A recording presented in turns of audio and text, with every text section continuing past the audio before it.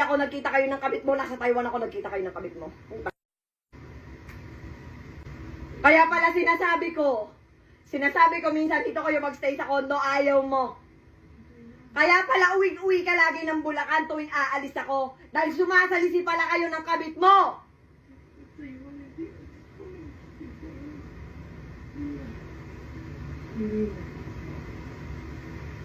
Walang mukha mo. Kinain mo pera? Hindi naman ko kakainin yun. The fuck? Ay, bakit hindi mo kakainin? Kinasa ka eh! Hindi ako makain. Kinasa mo na nga eh! Sabi niya pa dito, isang beses mo nga lang ako kinain eh. Kaya bihira ako umabot pag nagsisex tayo eh. Sabi pa ng kabit mo, kinakamusta nga siya lagi ni Carlo, tuwing pumupunta ka dito sa kondo. Ibig sabihin, may contact pa kayo, nagkikita pa kayo, kahit pinupuntahan mo na ako, sinusuyo mo na ako dito sa kondo. Namon, nagkita pa kayo. And kagabi lang, galing mismo sa bibig mo, sabi mo, February kayo natapos. Hindi lang ako ang nakarinig, may witnesses ako. Puta, nag-iiba ka na naman ng statement. February napakalabo. Alala nga ako nga kami ng February. Ang labo ng February kasi hindi na ako lumalabas nun. Hindi na ako lumalabas ng February. Hindi ka lumalabas ng February? Eh, nasa Boracay nga ako, kaya nga kita inaway kasi lumabas ka nung walang pasabi.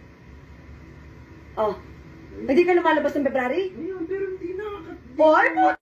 Huling-huli ka na naman sa sarili mong bibig. Oh, ano? Kasi pathological liar ka kasi! Hindi ako pathological liar. Liar ka! Okay na. Hindi na. Kasalita ko ay gano'n din naman. Para saan pa? February, wala na akong anomalya. Clean na ako nun. Wala na akong ginagawang ano nun. Hindi ka clean! Wala! Never kang naging clean dahil hindi ka naman aamin sa akin na may kinanto kung hindi pa kita nahuli. Tama?